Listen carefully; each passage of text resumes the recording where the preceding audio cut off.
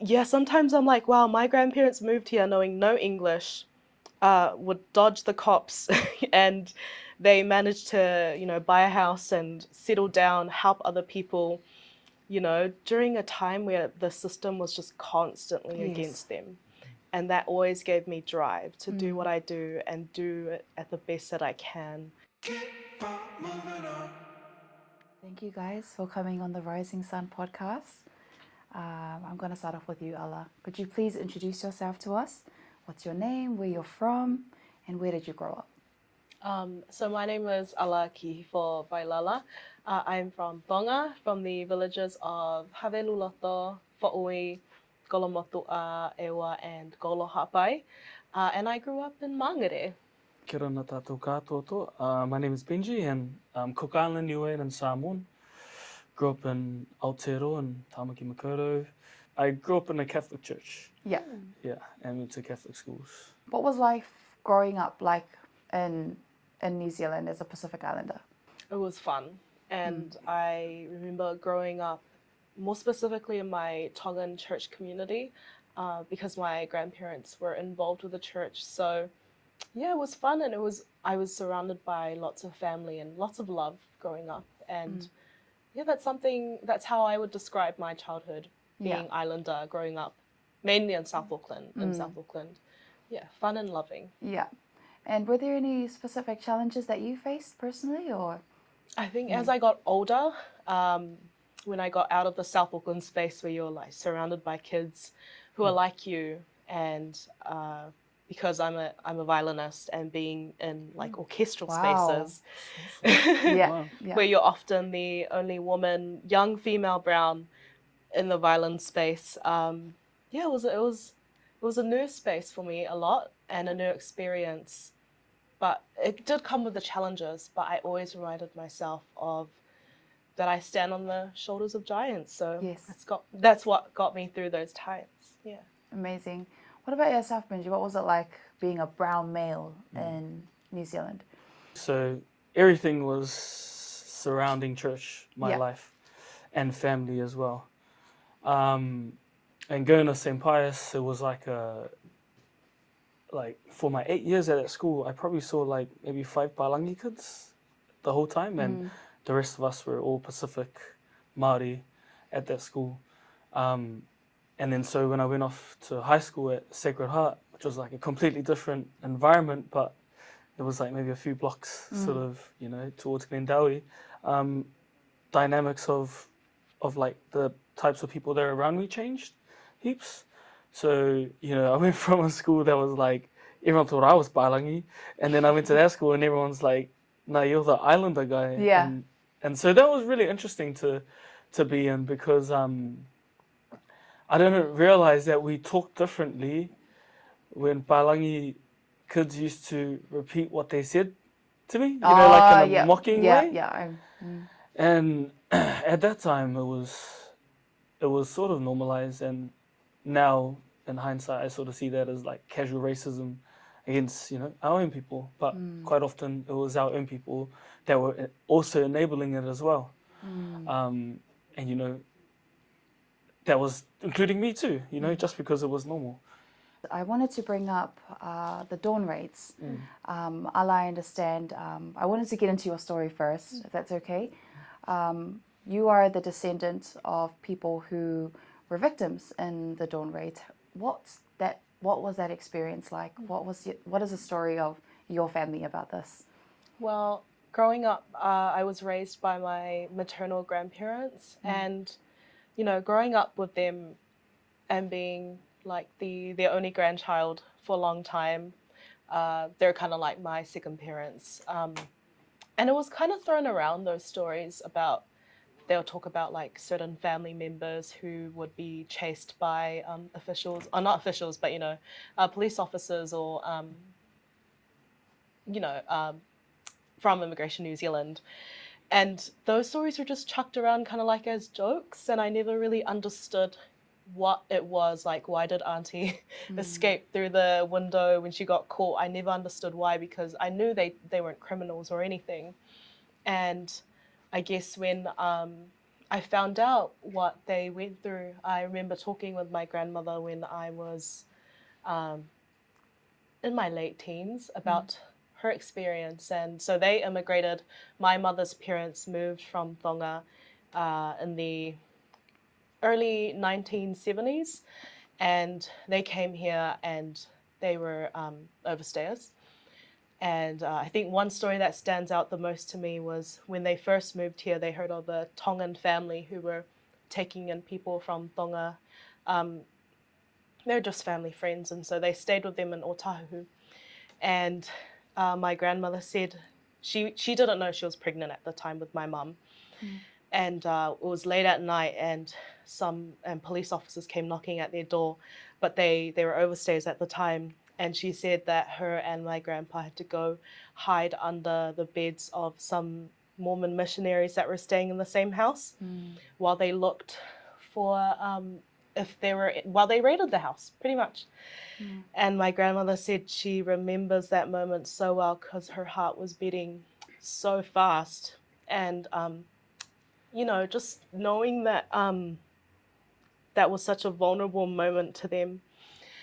And that, my mom was there at the time too. And she just said, yeah, her heart was beating so fast during that moment, hiding under the bed. But yeah, she said when they got their papers after my mom was born, they would take in overstayers too into their homes and shelter them and help hide them when their house would get raided. I think another particular story was my grandpa's sister and her son. They were overstayers at the time as well, and they came to their house during daytime, in the afternoon, and they lied to the police that came over asking for everyone's documents that they were my mum and my nana, and luckily they didn't get taken away. So not only did it affect my grandparents, but a lot of my extended family members as well. One of my aunties, after she got taken away, escaped immigration. She was being held in custody. Oh man, she's a badass. So yeah, my nana said she climbed through the window and ran to the house, seeking to get away from being held in custody. But yeah, those stories, I never actually really thought much of them until Dawn Raids, the topic was raised, and that's when those conversations started to happen at deeper levels. And man, my grandma, she was a man, and my grandpa. And so I can't remember exactly, but I remember my nana saying that they had to build they dug a hole or some sort of shelter in their house. When police would come over, they would tell everyone to hide in that spot while their house would get raided. It was such a big part of my my roots and how I am where I am today is because my grandparents fought to be here, and they helped other people stay here too. And I guess that's also why I have a passion for helping people. Absolutely, and it shines through who you are as a person. And I'm so blessed to have crossed paths and met you. And you're telling us these stories, for yourself as a descendant. How does it make you feel, emotionally?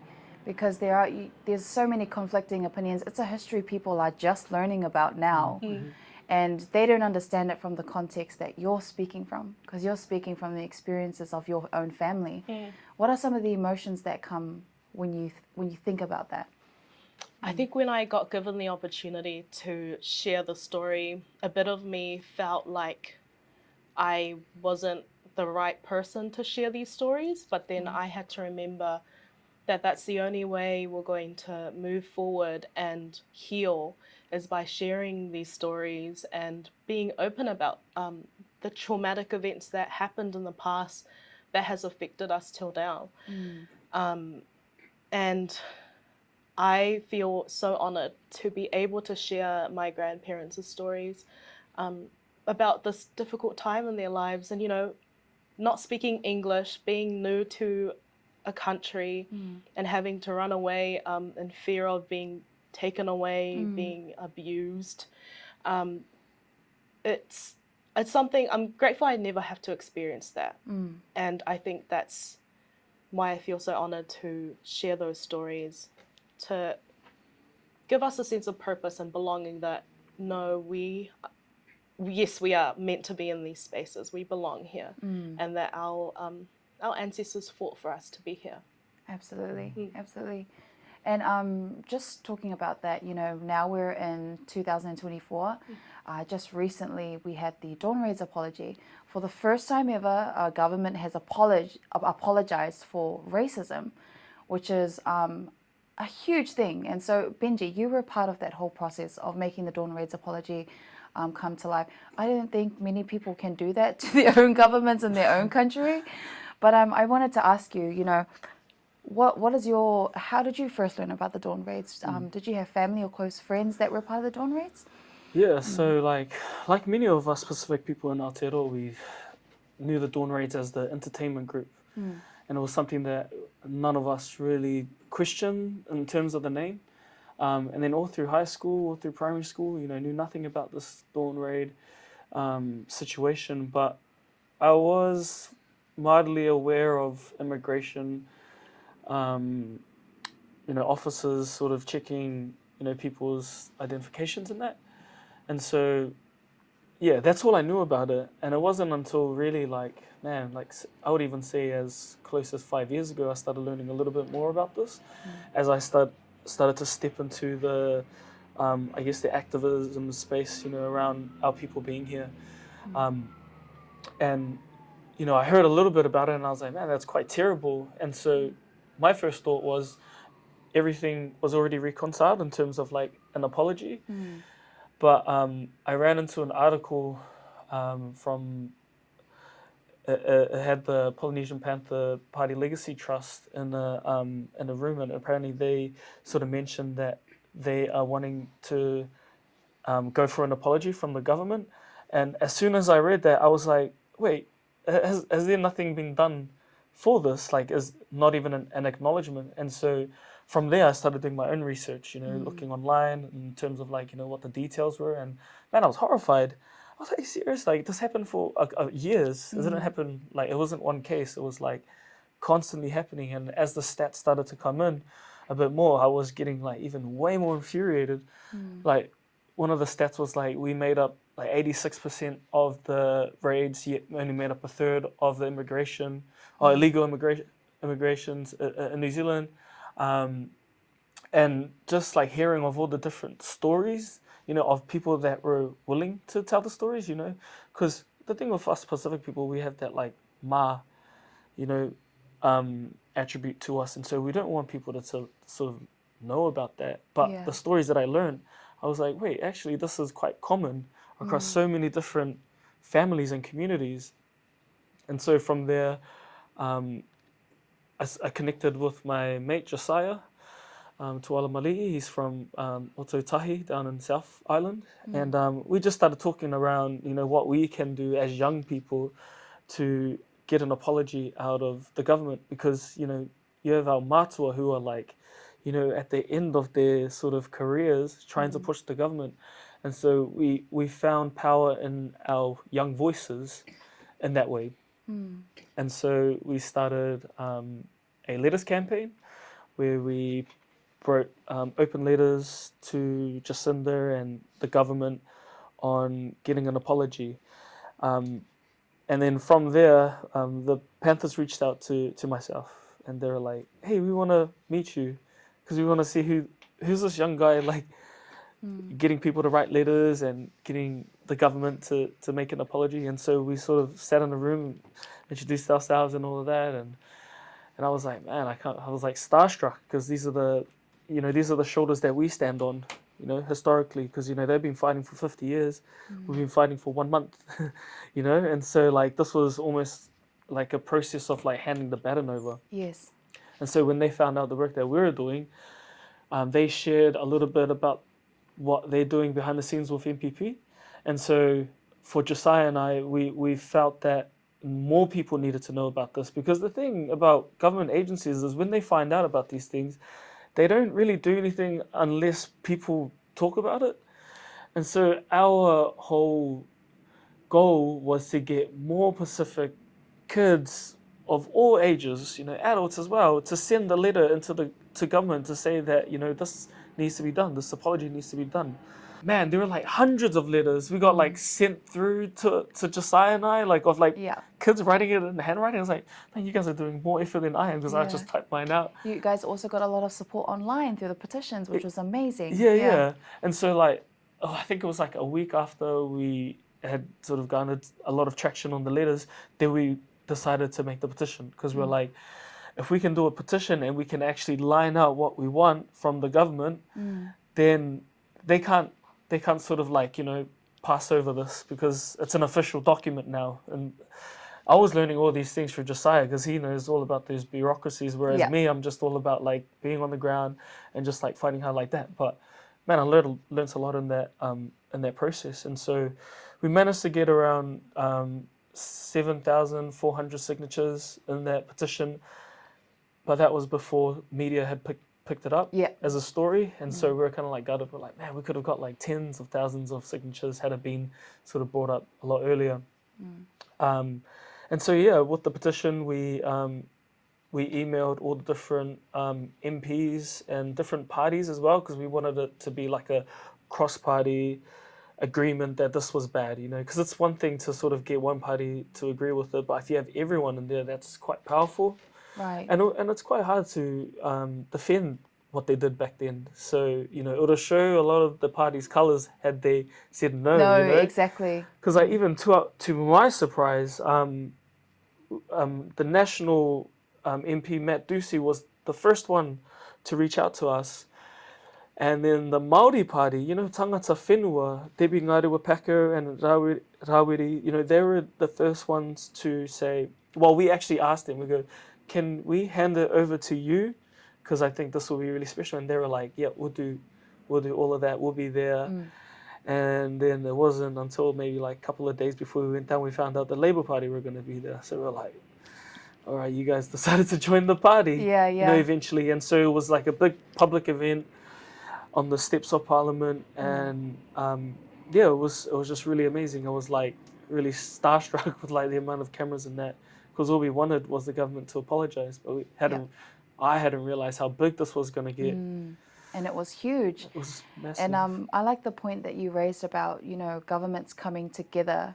Just listening to that story, that's awesome. And you being a usual ground worker, navigating the bureaucracy space, which is not easy. Yeah. I'm sure you had to deal with a wide variety of characters and being in that space. But congratulations and well done on that mahi.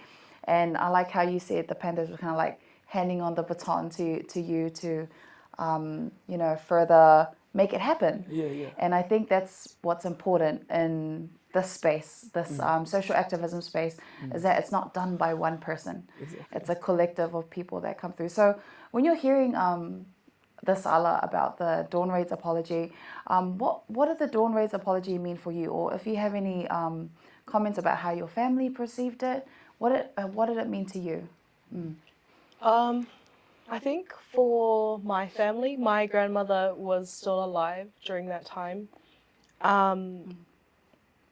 It did initiate conversations in the family about it, but I guess because it was something that was always discussed, it was something that I grew up knowing what it was, but with the apology came the realization of the extent of what the Dawn Raids actually was.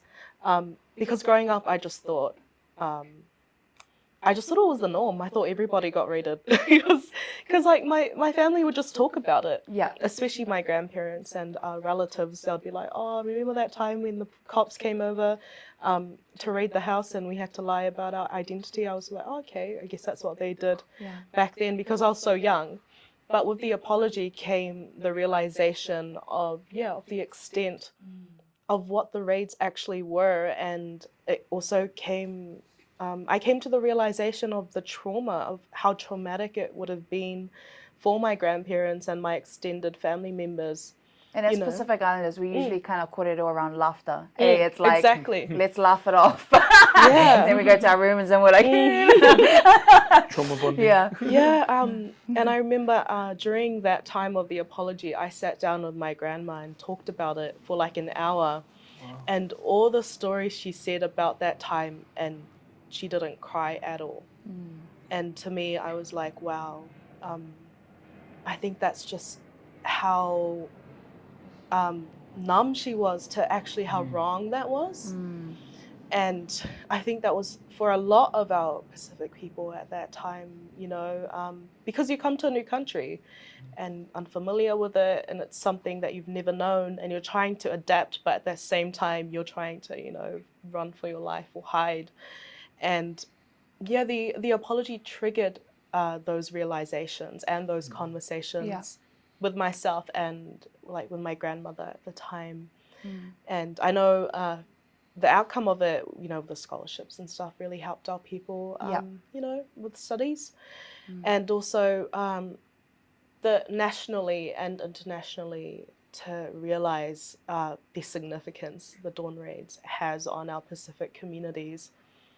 And it also gave me a sense of purpose, because being in a lot of spaces, especially when it comes to like politics, I know that I'm supposed to be there. And it's given me grit and drive to do what I do and continue to do what I do, because I know that my grandparents fought for me to be here.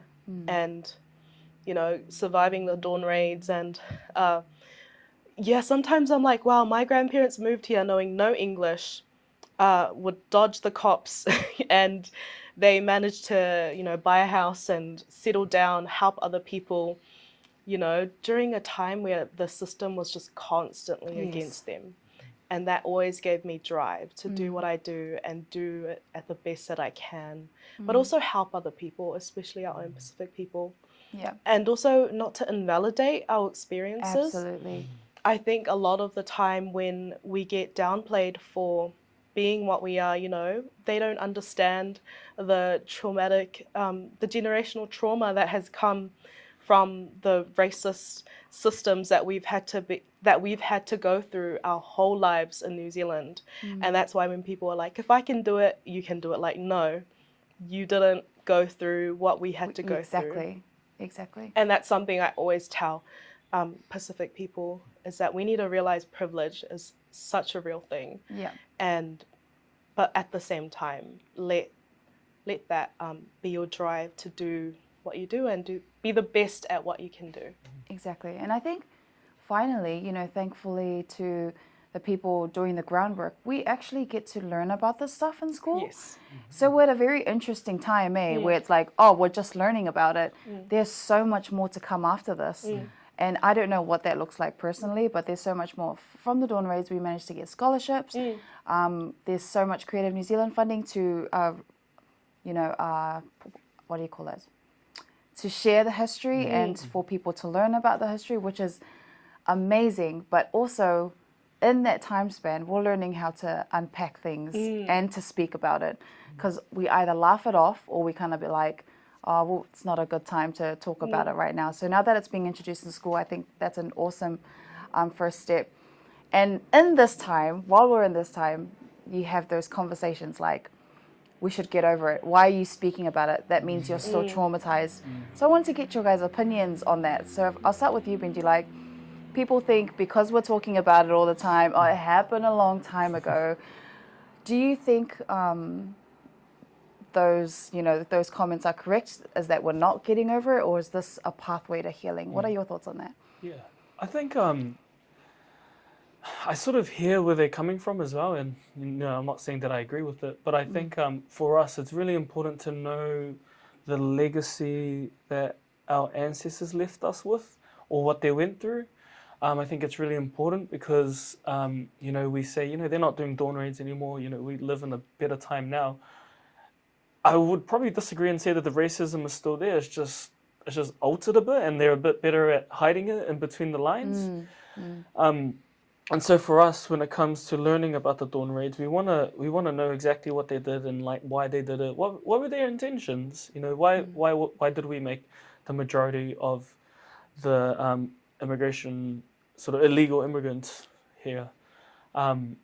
Because, you know, we see racism all the time. Yep. You know, it's something that hasn't escaped our society.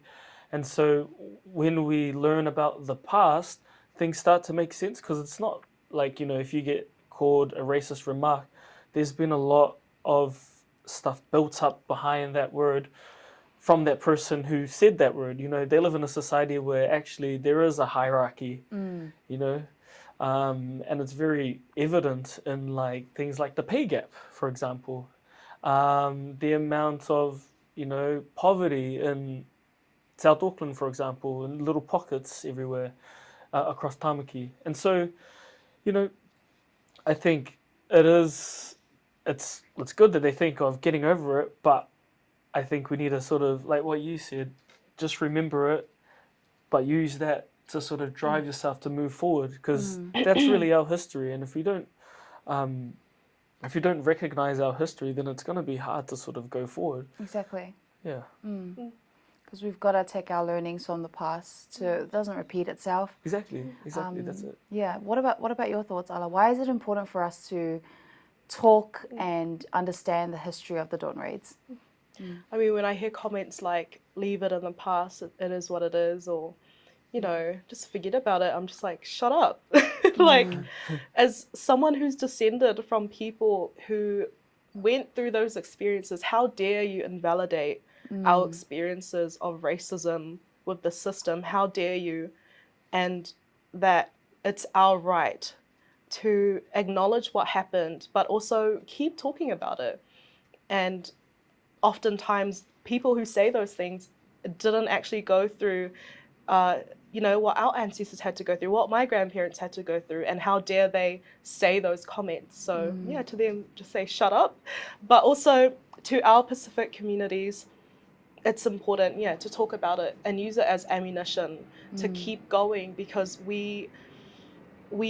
our forefathers have fought so hard for us to be in these spaces, and it's our duty to continue on that fight, but also to be in those spaces to make a change and to be there for each other and stand in solidarity, especially when it comes to acknowledging the past and the traumatic events that did affect our people, and it still does till today.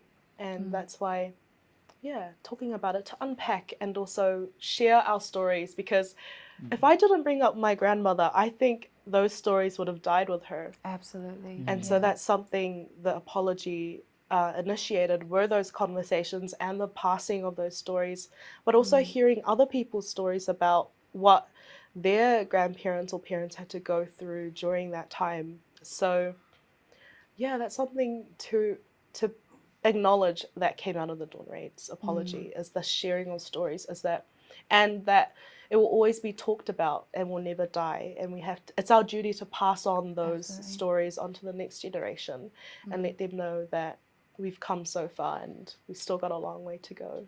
Yeah, absolutely. I totally agree with you. And there's still a lot of work that needs to be done. Like you said, Benji, racism still exists to this day, whether it's not as, you know, it's not like a flashlight in our face, but sometimes you can just tell through people's comments, how they treat you in the workspace or in an educational institution.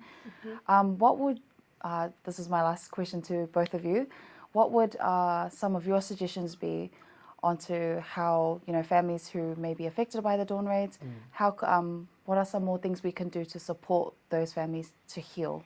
I think just for many of us to allow them to know that they're seen, you know, hopefully that this apology is I guess a marker in that progress. It's not the end.